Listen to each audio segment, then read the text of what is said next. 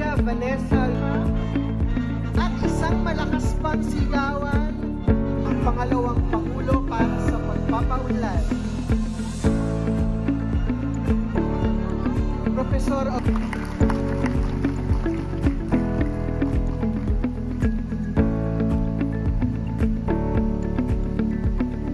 Hello. Magsiupo po tayo. Hindi po ako ang pambansang awit ng Pilipinas.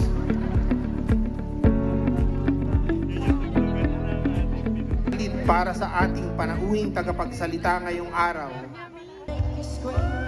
Ako'y nagniningning, talagang mapapatingin. Di ko na kailangan ng magpaganda. Di ko palang Binubuo ito ng 87 akademikong unit ng Universidad ng Pilipinas, Diliman para sa iba't ibang degree at titulo para sa akademikong taong 2023-2024. At 286 ang summa cum laude. Ang kanilang pagtatapos ay inirekomenda ng kani-kanilang akademikong unit at ng Konseho ng Universidad ng Pilipinas, Diliman at pinagtibay ng lupon ng mga rehente.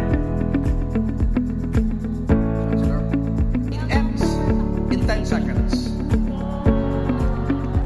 Alinsunod sa mga umiiral na batas ng Republika ng Pilipinas, ipinagkaloob ko sa inyo ang inyong mga degree at titulo na inirekomenda sa inyo. Kasama dito ang lahat ng karangalan na akibat dito. Congratulations.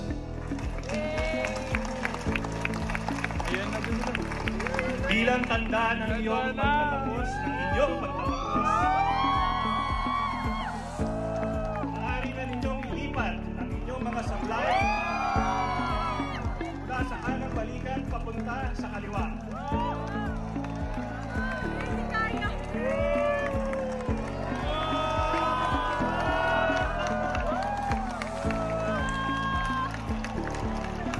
Let's go!